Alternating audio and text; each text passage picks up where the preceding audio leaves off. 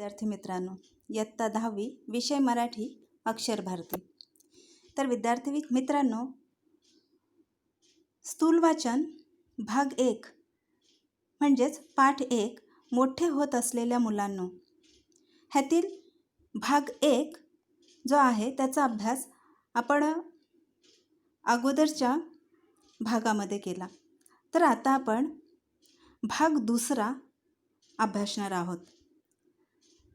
तर त्या अगोदर आपण जो पहिला भाग आपण अभ्यासला त्या पहिल्या भागाविषयी थोडक्यात जाणून घेऊया की डॉक्टर होमी भाभा यांच्या मते स्वतःचं काम आपल्याला स्वतःच निर्माण करता आलं पाहिजे. त्याचप्रमाणे काय काम करावं हे स्वतःच ठरवणं हा एक सकारात्मक विचार या उदाहरणाच्या माध्यमातून त्यांनी आपल्या पुढे मांडलेला आहे. त्या ठिकाणी एक उदाहरण दिलेलं आहे, ते म्हणजे की बॉसने सांगितलं तेवढंच काम आपण करतो. ही जी कोती प्रवृत्ती आहे ती कोती प्रवृत्ती आपल्याला बदलता आली पाहिजे. कोणत्याही प्रकारची चिंता करीत न बसता कार्यरत राहणं व कार्यमग्न राहणं ही जी परिस्थिती आहे ती आपल्याला निर्माण करता आली पाहिजे. ज्या वेळेला आपण सतत कार्यरत राहतो, कार्यमग्न राहतो, त्यावेळेला स्काय इज द लिमिट ही परिस्थिती आपल्याला निर्माण करता येते.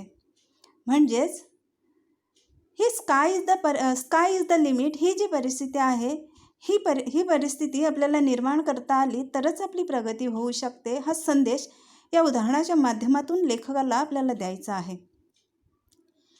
कोणीतरी आपलं बोट धरून चालवावं, आपल्याला मार्ग दाखवावं, हे आपण जोपर्यंत लहान असतो तोपर्यंत ठीक आहे. पण मोठं झाल्यावर असं करून जमेल काय? नाही. कारण मोठं झाल्यावर देखील आपण दुसऱ्यांचा आधार शोधत राहिलो तर कधीही आपली प्रगती होणार नाही. आणि म्हणूनच विद्यार्थी मित्रांनो, आपण स्वावलंबी बनलं पाहिजे. शेवटी स्वतःचे मार्ग स्वतःच शोधणं हे फार आवश्यक आहे, हे या उदाहरणाच्या माध्यमातून लेखक आपल्याला सांगू इच्छितात. ऊर्जा मिळवणं आणि कार्यात सक्षम होणं हे ध्येय आपल्याला ज्या वेळेला साध्य करता येईल त्याच वेळेला स्काय इज द लिमिट ही जी संज्ञा आहे ती आपल्याला किंवा ही जी परिस्थिती आहे ते आपण निर्माण करू शकतो. म्हणजेच आयुष्यामध्ये जर आपल्याला प्रगती करायची असेल तर आपण कार्यक्षम राहणं ही किती आवश्यक आहे हा सूचक संदेश या उदाहरणाच्या माध्यमातून डॉक्टर अनिल काकोडकर आपल्याला देतात. तर चला तर आता आपण 2 भाग विषयी आपण जाणून घेऊया. तर आता ह्या दुसऱ्या भागामध्ये लेखक आता आपला दुसरा अनुभव सांगतो. लेखक म्हणतात, ट्रेनिंग स्कूलमधील प्रशिक्षण संपवून मी बार्कमध्ये इंजिनियर म्हणून जॉईन झालो.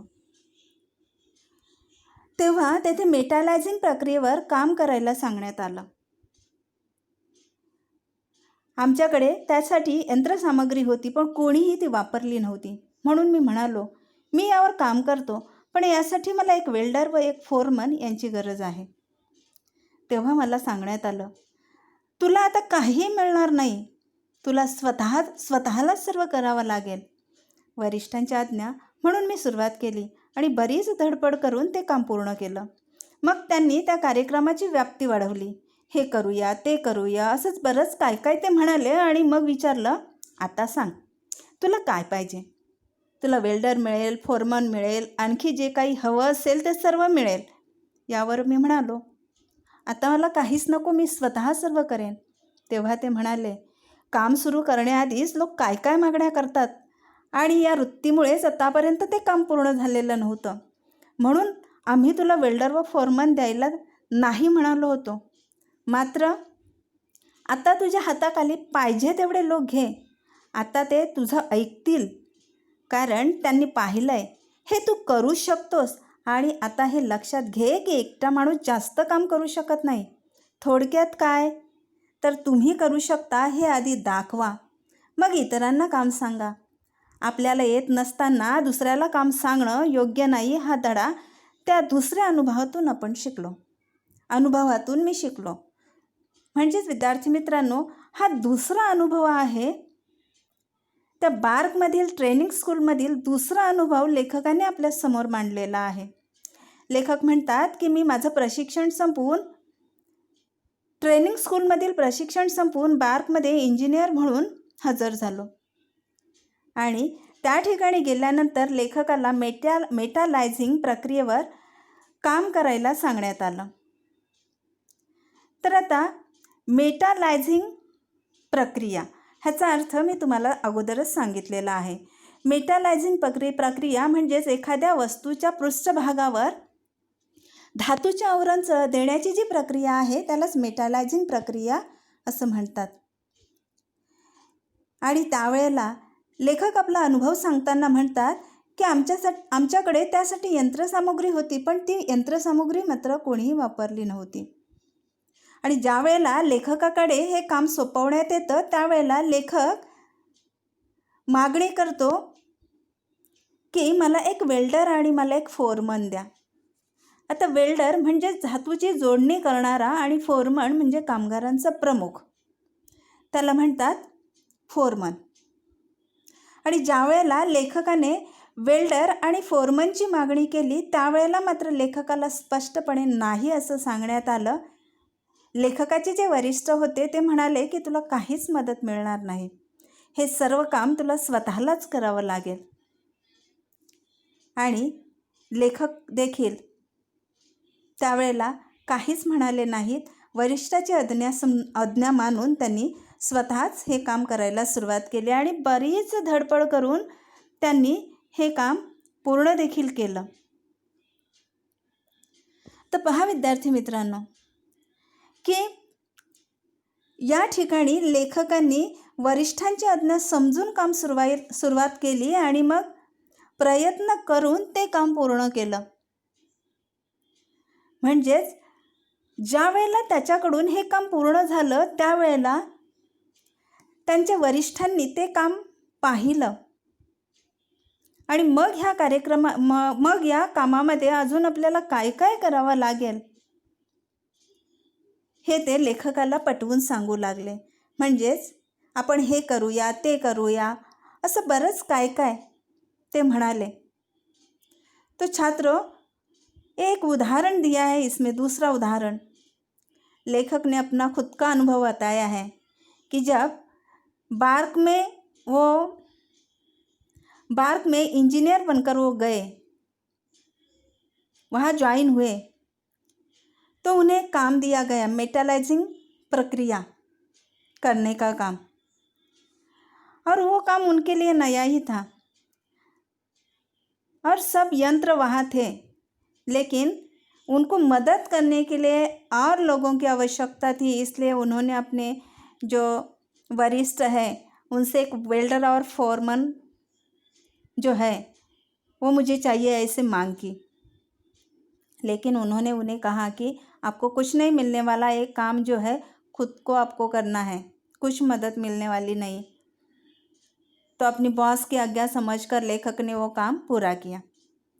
तो एक उदाहरण है, मतलब यह ऐसा उन्होंने क्यों किया इसके बारे में अभी बताया है. मतलब क्यों किया उन्होंने इसके बारे में आगे वो जानकारी देने वाले हैं.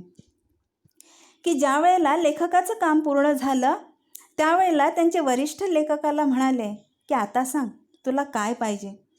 तुला वेल्डर मिळेल, फोरमन मिळेल, तुला जे जे काही हवं असेल तर मिळेल. त्यावेळेला लेखक म्हणतात की आता मला काहीच नको, मी हे स्वतःच सर्व करेन. म्हणजेच एक आत्मविश्वास लेखकाच्या मनामध्ये निर्माण झालेला आपल्याला दिसून येतो. कारण आता लेखकाला काहीही नको होतं, कारण लेखकांना ह्या सगळ्या कामाची आता सवय झालेली होती आणि एक आत्मविश्वास त्यांच्या मनामध्ये निर्माण झालेला होता की हे आपण करू शकतो. पण त्यावेळेला त्यांचे वरिष्ठ त्यांना म्हणतात की एकटा माणसाला जास्त काम करता येत नाही, म्हणून जर आपण दुसऱ्यांची मदत घेतली तर आपण बरंच काम पूर्ण करू शकतो, असे लेखकाचे वरिष्ठ जे आहेत ते लेखकाला म्हणाले.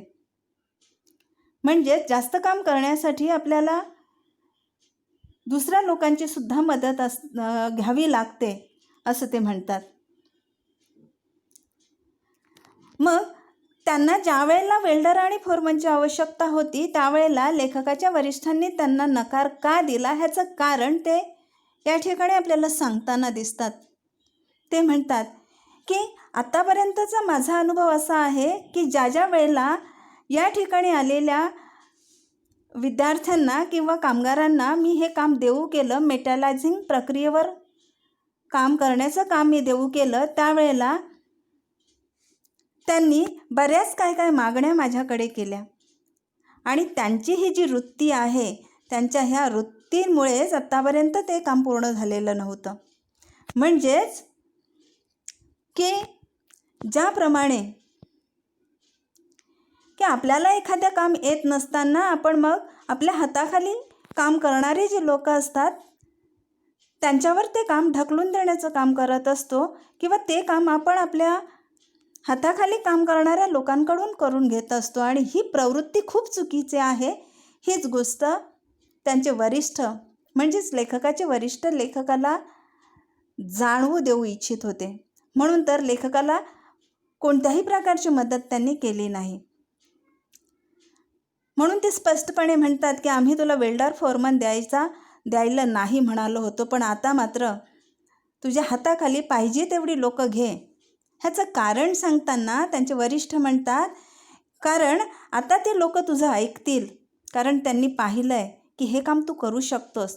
की ज्या वेळेला वरिष्ठाला एखादं काम करता येत असतं किंवा ते काम त्याला जमत असतं, त्याच वेळेला त्याच्या कामगारांना त्याने ते काम सांगायचं असतं आणि त्याच वेळेला त्याचे कामगार ते काम करतात, व्यवस्थित करतात. कारण जोपर्यंत एखादं काम आपल्याला स्वतःला येत नाही तोपर्यंत आपण दुसऱ्याला ते काम सांगणं हे साफ चुकीची गोष्ट आहे, असं त्यांच्या वरिष्ठांचं मत होतं. आणि हाच धडा या दुसऱ्या अनुभवातून लेखक शिकले. लेखक म्हणतात की ज्याप्रमाणे समर्थ रामदासांनी एक सुवचन सांगितलेलं आहे की आधी केले मग सांगितले. म्हणजेच कोणतंही काम अगोदर आपण केलं पाहिजे आणि मगच दुसऱ्याला आपण ते सांगितलं पाहिजे. या उक्तीतून एक फार मोलाचा संदेश संत रामदासांनी दिलेला आहे की माणसाकडे एक वाईट सवय असते, ते म्हणजे आपली कामं दुसऱ्यांना करायला लावायची. म्हणजे ही एक आळशी वृत्ती आहे, दे रे हरी खाटल्यावरी.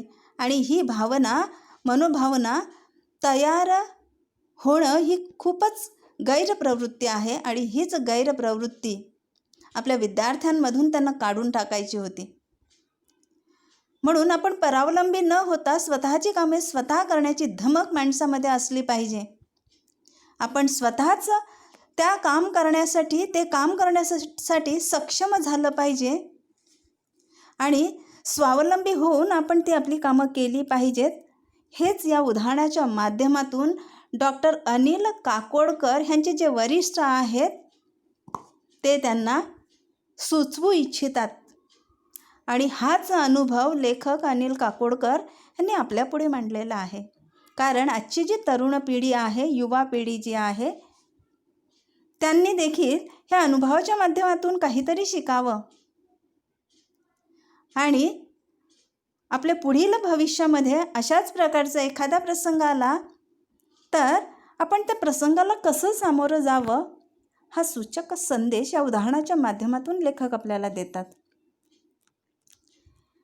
तो बच्चों, ये उदाहरण यहाँ जो दिया है कि जो भी काम हमें दिया जाता है वो पहले हमें आना चाहिए, क्योंकि अगर उस काम के बारे में जानकारी हमें है तभी हमारे जो जूनियर लोग हैं कि जिनको हम काम देने वाले तभी वो सुनेंगे. अगर हमें भी कुछ नहीं आता तो जिनको हम काम बांट कर देने वाले हैं वो कुछ नहीं करने वाले और हमारी आज्ञा मानने वाले भी नहीं हैं. और इसलिए जो भी काम है पहले हमें सीखना है और बाद में दूसरों को बताना है. ये संदेश मतलब ये सीख इस पाठ के माध्यम से लेखक ने दी है. मतलब इस उदाहरण के माध्यम से वो ये सीख हमें देना चाहते हैं. लेखक पुढे म्हणतात, तर मुलांनो, जवळपास 50 वर्षापूर्वी हे 2 अनुभव मला आजही खूप महत्त्वाचे वाटतात. यातील आशय तुम्ही आता नीट समजून घेतला तर मोठे होण्याच्या प्रक्रियेत तुम्हाला त्याचा फायदाच होईल याची मला खात्री आहे. लेखक अनिल काकोडकर म्हणतात की त्यांना हे जे 2 अनुभव आलेले होते ते 50 वर्षापूर्वी आलेले होते, पण आजही ते दोन्ही अनुभव त्यांच्यासाठी खूप महत्त्वाचे आहेत. का तर या दोन्ही अनुभवाच्या माध्यमातून तुम्ही संदेश घेऊ शकता किंवा काहीतरी शिकू शकता. आणि ज्या वेळेला प्रत्यक्षपणे ह्या अनुभवांचा वापर तुम्ही कराल त्याच वेळेला तुमच्या मोठे होण्याच्या प्रक्रियेमध्ये तुम्हाला त्याचा फायदा होईल. तर विद्यार्थी मित्रांनो, ही मोठी होण्याची प्रक्रिया म्हणजे शरीराने मोठी नव्हे तर मनाने मोठी, विचार करण्याच्या क्षमतेमध्ये मोठी. तो बच्चों, मोठी होने की प्रक्रिया मतलब शरीर से हमें बड़ा नहीं होना है, तो अपने मन से, अपने विचारों से हमें क्या होना है, बड़ा होना है. हमारी जो सोच है वो सोच बड़ी होनी चाहिए. हमारे सोचने की जो क्षमता है वो बड़ी होनी चाहिए. और जिस दिन हमारी एक क्षमता बढ़ जाएगी सचमुच में हम बड़े हो जाएंगे. और यही संदेश इस पाठ के माध्यम से मोठे होत असलेल्या मुलांनो, इस पाठ को नाम ही दिया है मोठे होत असलेल्या मुलांनो. म्हणजेच मोठ्या होत असलेल्या मुलांनो, मी दिलेले हे 2 संदेश तुम्ही आत्मसात करा आणि प्रत्यक्षपणे जीवनामध्ये ह्या संदेशांचा वापर तुम्ही करा. असं या पाठाच्या दोन्ही उदाहरणाच्या माध्यमातून म्हणजेच या पत्राच्या माध्यमातून हा संदेश डॉक्टर अनिल काकोडकर या भारतीय युवा पिढीपर्यंत किंवा तरुणांपर्यंत पोहोचवू इच्छितात. आणि ज्यांना हे दोन्ही संदेश चांगल्या प्रकारे समजले, केवळ समजलेच नाही तर त्यांनी ते आत्मसात केले, तर नक्कीच या मोठे होण्याच्या प्रक्रियेमध्ये त्यांना नक्कीच या दोन्ही उदाहरणांचा खूप फायदा होईल असं मला वाटतं. तो बच्चों, ये जो पाठ है तो अभी पूरा हुआ है और देखो यहाँ कुछ वाक्य प्रचार और उनका अर्थ भी दिया है. तो ये आपको स्वाध्याय में लिखना है. भूमिका निश्चित करणे म्हणजे जीवनविषयक दृष्टिकोन ठाम करणे. पाया घालणे म्हणजेच मूळ रुजवणे किंवा एखाद्या कार्याची सुरुवात करणे. मनावर कोरले जाणे म्हणजेच मनावर कायम ठसा उमटणे. बोट धरून चालवणे म्हणजेच आधार देऊन मार्ग दाखविणे आणि दिशा दाखवणे म्हणजे योग्य मार्ग दाखविणे. आणि लास्ट वाक्प्रचार आहे धडा शिकणे म्हणजे शिकवण मिळणे. तो बच्चों, ये जो सभी वाक्य प्रचार है कि जिनका अर्थ मैंने आपको बताया है, तो आपको सिर्फ ये वाक्य प्रचार और उसका अर्थ लिखना है और अपने मन से, म्हणजेच तुम्हाला आवडेल अशा प्रकारे ह्या वाक्यप्रचाराचा तुम्हाला वाक्यात उपयोग करायचा आहे. तो इस प्रकार ये स्वाध्याय ऐसे समझो और ये आपके स्वाध्याय के कापी में लिखो. आगे कि परीक्षा में जो कृति आती है उस कृति को हमें किस प्रकार हल करना है. अब देखो कि यहाँ वेद वाक्कृति नहीं आएंगे. जो सभी प्रश्न जो है वो विस्तृत प्रश्न आएंगे, मतलब इनके उत्तर जो है वो बड़े होंगे. तर जे प्रश्न आहेत कृतीमधील पहिला प्रश्न आहे टिपा लिहा. तर यामध्ये 2 टिपा विचारलेल्या आहेत. पहली टिपा है बार्क. तो छात्रों, तो ये जो प्रश्न है बार्क, तो हमें क्या करना है, बार्क का पहले अर्थ लिखना है और फिर आणि मग आपल्याला डॉक्टर होमी भाभा हे भारतातील थोर अणुशास्त्रज्ञ होते आणि ह्या बार्कला डॉक्टर होमी भाभा ह्यांचं नाव का देण्यात आलं ते लिहायचं आहे. आणि मग ह्या अणुसंशोधन केंद्र जे आहे एक प्रचंड मोठी नावाजलेली संस्था आणि आजपर्यंत कशा प्रकारे ह्या अणुसंशोधन केंद्रामध्ये कार्य चालू आहे ह्याविषयी माहिती आपल्याला लिहायची आहे. तो इस प्रकार ये जो टिपा लिहा, ये बार्क प्रश्न जो है हमें पूरा करना है. पुढील प्रश्न आहे डॉक्टर होमी भाभा, टिपा लिहा. तर ह्या प्रश्नामध्ये आपल्याला डॉक्टर होमी भाभा हे भारतातील विख्यात अणुशास्त्रज्ञ होते, त्यांच्याविषयी माहिती लिहायची आहे. आणि डॉक्टर होमी भाभा आणि लेखक यांची भेट झाल्यानंतर लेखकांना त्यांचा आलेला अनुभव, डॉक्टर होमी भाभा ह्यांचा विचार आणि ते कशा प्रकारे विद्यार्थ्यांसाठी किंवा तरुण पिढीसाठी स्फूर्तिदायक होते, ये सब जानकारी जो है बच्चों इसमें आपको लिखनी है। आणि त्यासाठी दिलेलं एक उदाहरण की तुम्ही स्वतःचं काम स्वतः निर्माण करा. तुम्ही ठरवा काय काम करायचं आहे ते. बॉसने सांगितलं तेवढंच काम करायचं, ही प्रवृत्ती किती चुकीची आहे हे जे उदाहरण आहे हे आपल्याला ह्या प्रश्नामध्ये लिहायचं आहे. म्हणजेच एक सकारात्मक दृष्टिकोन जो आहे ह्या उदाहरणाच्या माध्यमातून आपल्याला कसा मिळतो हे आपल्याला ह्या उत्तरामध्ये सांगायचं आहे. तो आगे का प्रश्न है, स्काय इज द लिमिट. ही परिस्थिती केव्हा निर्माण होऊ शकतो हे पाठाच्या आधारे लिहा. Sky is the limit. तो पाठ पढ़ाते समय मैंने स्काय इज द लिमिट मतलब क्या ये आपको बताया. म्हणजेच अवकाशा इतके अमर्याद. मग अशी परिस्थिती केव्हा निर्माण होऊ शकते. हा एक सकारात्मक विचार जो आहे हा प्रत्येकाने करायला हवा. काय काम करायचं आहे, स्वतःचं काम स्वतःच कसं निर्माण करायचं आहे आणि ते कसं आपण ठरवायचं आहे हे ह्या प्रश्नाच्या माध्यमातून आपल्याला लिहायचं आहे. चिंता न करीत बसता कार्यमग्न आणि कार्यरत कसं आपण राहिलं पाहिजे आणि ज्या वेळेला आपल्याला असं राहता येईल त्याच वेळेला स्काय इज द लिमिट ही परिस्थिती निर्माण होईल.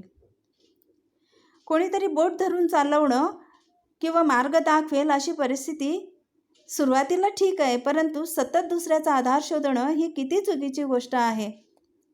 तर स्वावलंबी होऊन ऊर्जा मिळवणं आणि कार्यात सतत कार्यक्षम राहणं म्हणजे स्काय इज द लिमिट ही परिस्थिती आपण केव्हा निर्माण करू शकतो, ज्या वेळेला आपण स्वतः ऊर्जा मिळवू त्यावेळेला.